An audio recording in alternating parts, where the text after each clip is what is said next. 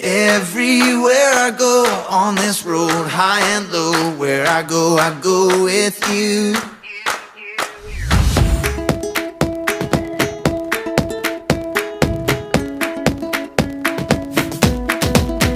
There's a city that calls me by name.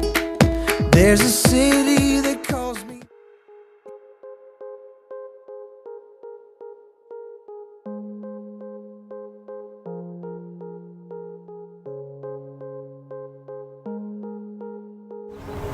If you have ever been riding along on the highway, cruising and enjoying your nice summer day, only to look into your rearview mirror to see those infamous red and blue lights pull up behind you, you know all too well what regret feels like. One minute you're enjoying the open road at high speeds, and the next minute that pit feeling in the bottom of your stomach kicks in, telling you, now you've done it. Immediately, you probably start feeling regret for going that extra 10 over the speed limit just to get there 1 or 2 minutes earlier.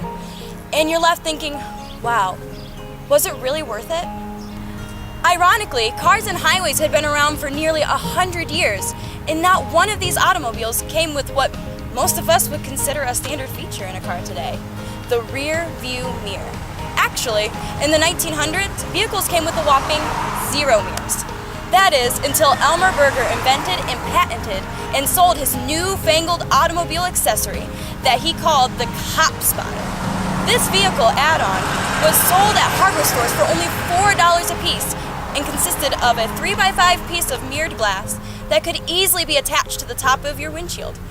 As advertised, its purpose was to help spot cops before they spotted you.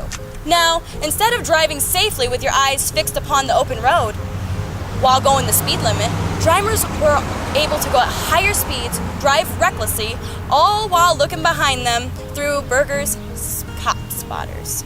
Then in 1911, the first publicized use of an actual rear view mirror occurred during the Indy 500. In the very early days of it, it was customary for the race car drivers to have a ride-along mechanic to take the passenger seat with them during the race. This way, the driver could maintain the focus on the road and what lied ahead, while the rider could look behind at the competition. However, Ray Herron, an Indy driver in the early 1900s, broke all the traditions by trading in his riding mechanic for a mirror that sat on top of the dashboard. While this allowed him to lighten the load of his race car, therefore allowing him to go faster, it ultimately was a great danger and a hazard to Ray himself as well as the other drivers. Ray admitted that while the idea of the mirror was a good one, on the bumpy brick-paved roads of the Indy track in the 1900s, the mirror was virtually unusable, as it vibrated on the dash, causing what was behind him to be barely visible. So after the race had begun and Ray realized this unfortunate effect of the track, he ended up having to physically turn around and look behind him at his competitors while driving the car in the Indy 500. It may seem kind of obvious to us, but whenever we are on the highway, we are intended to look forward, not backward. Very obvious repercussions can take place when we are on the road, and instead of looking where we are going, we are busy looking at what was behind us. It's dangerous, it's harmful, and it's difficult, really, to get anywhere this way. I'm sure that I'm not the only one who from time to time gets stuck in the past. Sometimes in life, although I really want to go forward, and I know the future is bright, and the road that lies ahead is a good one, I am too busy looking in my past, looking at what has already happened, at the hurt, the pain, the sin I've endured on miles past in life. Maybe like the speeding driver we talked about earlier, you looked in your rearview mirror to find your past, full of mistakes, sins, failures, and when you look behind you, that pit begins to form in your stomach. The shame of your sin starts to weigh heavy on you. You regret the decisions you've made, and now, with the flashing lights behind you, the past is all you can think about. While we all make choices that we should have never made, and every one of us sins still since becoming a Christian, can I let you in on a little secret? If we have repented and asked for forgiveness for that sin and that decision that we made, God doesn't want us to look into the rearview mirror at it any longer. If we've repented, He has forgiven us. It's done, final and settled. At the point of forgiveness, God moves past what we've done, and He wants you to do the same. But that's not always so easy.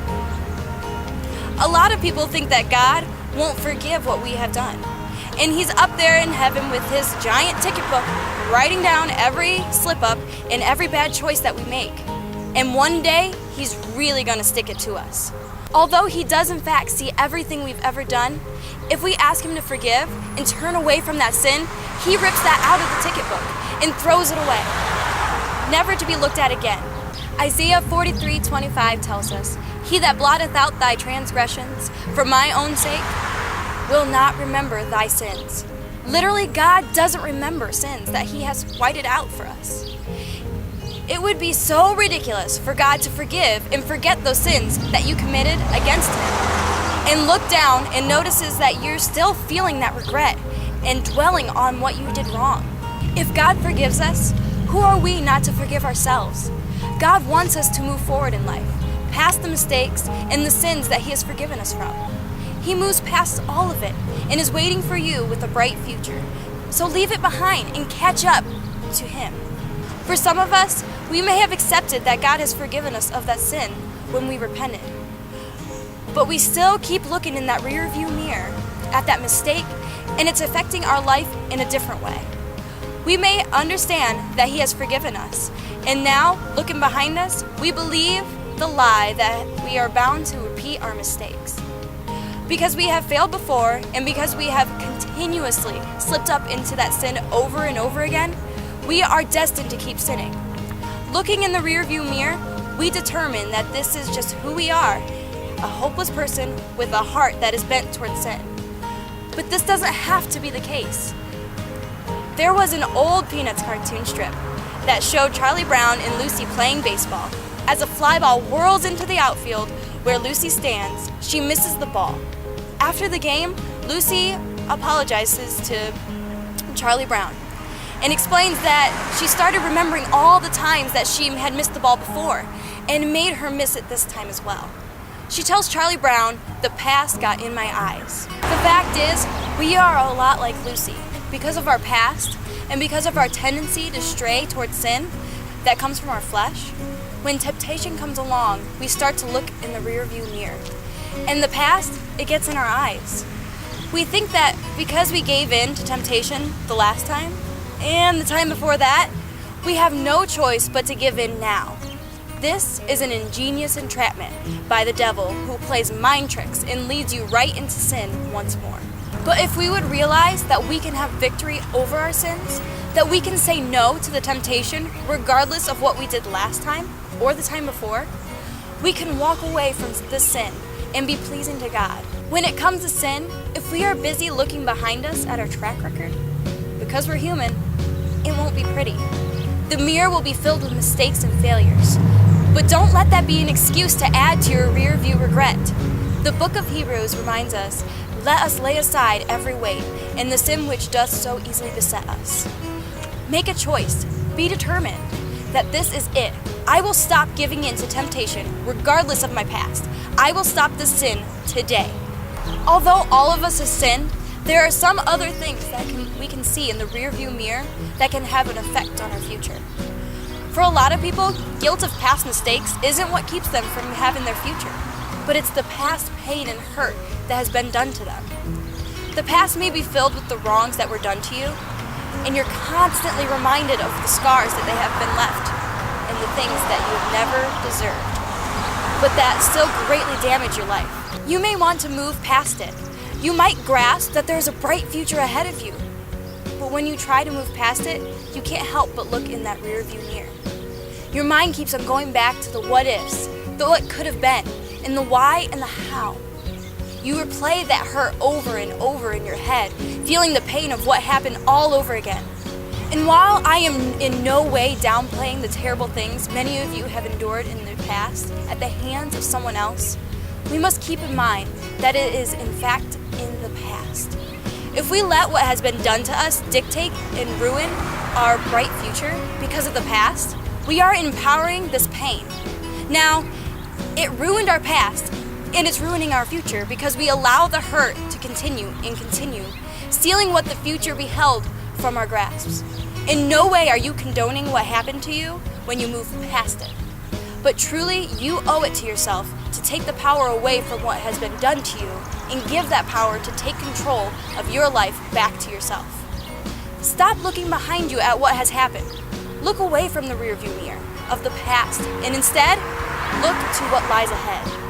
Of everyone we could talk about in the Bible, possibly the absolute greatest example of someone who was hurt in their past, done wrong, betrayed, and devastated by those closest to him would be none other than, you guessed it, Joe. Joe, as you know, was thrown into a ditch and then sold into slavery. Then his brothers told his father that he was dead. Now, it's pretty hard to downplay the hurt and the pain that was inflicted on Joe. I mean, I've been hurt by people, and I've even been hurt by my own family before. But I can't say they've ever thrown me into a pit to starve and then sold me into slavery. That's a whole new level of mistreatment. Yet, that was Joe's reality. Year after year, as a slave serving and doing menial tasks, Joe was reminded of how one day he was part of a wealthy household and how he was his father's favorite. But now, he was a slave. From the dungeon he was placed in, no doubt there were days when Joe tried but couldn't kick that hurt that he was constantly reminded of from what his brothers did to him. If it had been most of us, let's be honest, we would have probably never would have been able to let that go. Most of us would have probably spent every waking minute of our life planning our revenge on our slave-selling siblings, waiting for the moment when we could take back what was stolen from us, our life and our future. Most of us would have moped, pouted, and allowed the wrong that was done to us by our own flesh and blood to dictate our life from that moment on, consuming our thoughts, shaping our actions, forming our future, and really making us into something that we weren't meant to be. But do you know what Joe did? Joe did what was the most difficult. He left the past behind him. Joe, as you may remember, is now the head of the palace and of Egypt. He now, as the top-ranking official to Pharaoh, had control over the lands and the decisions that were made in it. In a very ironic yet divine turn of events, it just so happens that back home there's a famine, and all of the food is gone, and there are no crops growing. Well, since the first Walmart or McDonald's wouldn't open for several thousand years, people had to get creative or starve. Well, wouldn't you know that of all the countries on earth, Egypt, where Joe was ruling, was the only place to find grain. Thanks to Joe's interpretation of the dream, Pharaoh had stored up all his crops for years so that Egypt would be set in case of a famine. So Joe, being the head of the lands in Egypt, begins to sell the corn to the Egyptian people and even to the foreigners so that they wouldn't starve. Now Joe's family back home was no exception to this famine. They were starving just like everyone else. So Jacob, Joe's dad, tells his siblings to make a trip to Egypt and buy some corn or else they're all going to starve. So in a plot twist that is too good to be true, Joe's brothers, who had hurt him, betrayed him, and done the unimaginable to him, were heading his way. Joe's brothers reach Egypt and they stand before the ruler of the lands, the one who held the power and the one who held the food. And that was Joe. Only they didn't recognize him. Maybe the years of slavery and the crazy turns of events that was Joe's life had changed his appearance so much that his own family didn't even recognize him. But Joe knew who they were. And so Joe's brothers, unbeknown to them, bow down in Egypt to beg for food at the feet of none other than the brother they betrayed. At this point, Joe holds all the cards. He literally has the power and the world at his disposal to do anything that he pleases. And here before him are the people who hurt him the very most in his life. If there was ever a scene developed for an evil villain taking his long plotted revenge, this is the one. But do you know what Joe does to his brothers? Joe does the unthinkable. After having a little fun with his siblings, Joe stands before his brothers in Egypt and he begins to weep openly and very loudly. So loud that the house of Pharaoh heard him crying. Joe gives up the charade and he tells his brothers, "I am Joseph." The brothers half don't know if this is some twisted joke or if they should be scared out of their minds. Joe tells them again, "I am Joseph, your brother, who you sold into Egypt." But the next thing that comes out of Joseph's mouth is the perfect illustration of leaving the past behind and looking to a bright future. Joe looks into the eyes of those men who had derailed and seemingly ruined his life in the worst way imaginable. And he says, "Be not grieved, nor angry with yourselves, that ye sold me hither, for God did send me before you to preserve life." Joe went on to kiss and embrace his brothers, the people who had so deeply scarred him. He had now forgiven and showed them grace.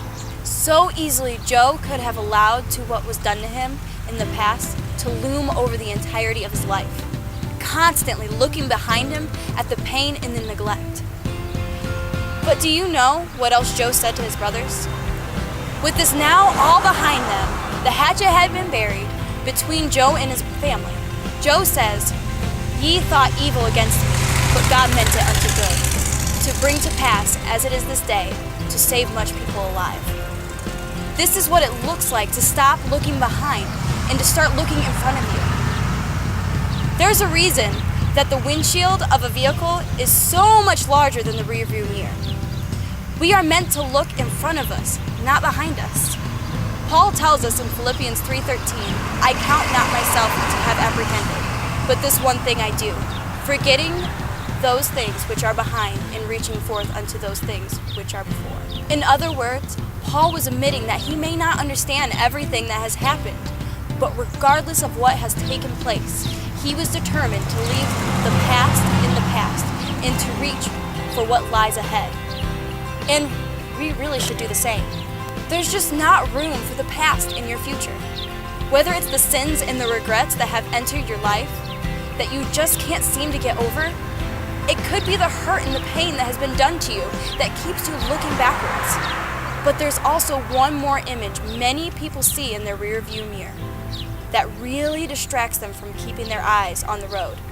A lot of people look behind them. Instead of having regrets about their past, they look back and see great success. They bask in what happened to them, the amazing thing God has done for them in their life, the beautiful events that have taken place, the great ways that God has worked for their good. Many people become so nostalgic and mesmerized by what God has done in their past that they allow their future to pale in comparison. Now, if God has done great things in your life and in your past, praise Him for it. Thank Him for all that He has done. Don't shy away from it. But instead of dwelling in those past successes for the rest of your life, be committed to what new success or works that He has in store for you. Until we are in the ground and 6 feet under, God is never finished working through His children. Each and every one of us, regardless of age, has something that God wants to do through our life, right now, if we would allow Him. We can once again picture God in heaven looking down on us as we look at our vibrant past, and He thinks, yeah, that was great, but if you would look ahead, I have even greater things in store for you. Don't be a one-hit wonder. Don't be a nostalgic Christian. You serve the one and only, still living God. He is just as mighty and as powerful today as He was at the Red Sea and in the Great Awakening, and as in the 50s. He wants you to do just as great of things in 2017. He is willing and even has it planned out. But when we are too busy looking through the rearview mirror instead of the windshield, the future becomes limited. What the world around us must think of our God when they see the lives of Christians being unfulfilled and lacking in divine intervention.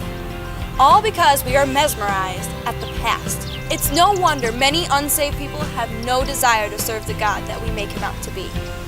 Why would they, who are living in the here and now and looking ahead, want to serve a God who we make look like a Hall of Famer? Our God is alive, and He is just as vibrant and just as vigilant as He was when He said, "Let there be light." So, Christian, your job is to act like it. Stop living in the past, stop being a backwards believer, and show the world that God is still doing great and amazing things, even today. It may be a stretch of the imagination, but what if one day, when we all get to heaven, we were to sit down at this huge empty table, and God walks up and He unrolls His unbelievably huge, color-filled, beautiful roadmap onto the table. Then God begins to show us every mile we traveled on the map and every path that He created for your life while on earth. We can see the different scenes of our life along the road, every significant mile marker that we passed. Maybe you wince slightly as you remember some of the more hurtful mile markers in the darker areas of the map. But the wince is wiped away when you see the good times and the great parts of your life that God gave you, and you smile up at God as you reminisce. But then, about halfway down the table, almost halfway down the map, you notice that there are some roads that are sketched into the map. They look impressive and spectacular, but they aren't colored, and they look as if they hadn't been completed. You ask God, why only half the map has been finished if your life on earth is already done? God then takes you to the unfinished side of the map and begins to unveil all of the miles that you were meant to go in this life. All of the great and beautiful events and the happenings and the successes that He desired for your life, but that you never obtained because you were busy looking behind at the miles in the rear view mirror. We can never move forward while looking backward. It just doesn't work. It is true that God has a magnificent plan for your life and a remarkable and beyond imaginable future that lies ahead. But we will miss it completely if we look through the rearview mirror our entire trip. Leave the sins and the mistakes and the regrets and the failures of the past. Ask God to forgive you, repent, and move on. God has, and He's waiting for you to do the same. Overcome the hurt and the pain that has dictated your life so long. Stop looking into the rearview mirror and the wrongs that have been done to you. Don't bask in what's behind you. Recognize that there's even brighter future that lies ahead of you, and you have to just grasp it. God is just as alive and ready to do something great in your life today as ever before. The fact is that the future is so bright, like really bright, even something to be excited about and look forward to. For the believer, we're told in 1 Corinthians 2:9, but it is written, eye hath not seen nor ear heard, neither have entered into the heart of men the things which God hath prepared for them that love Him.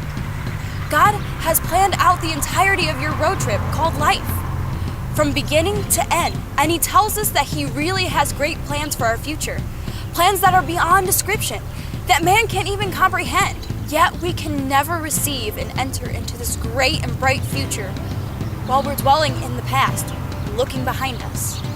The windshield is indeed much larger than the rear view mirror, so make sure which one you're looking at when you're heading down life's highway. Ira Stanfill, who had his share of hurt and regret in his past, penned the eloquent words to the hymn, I Don't Know About Tomorrow, in the 1950s, describing a settled future with the one who holds it. I don't worry o'er the future, for I know what Jesus said, and today I'll walk beside Him, for He knows what lies ahead. Every step is getting brighter as the golden stairs I climb.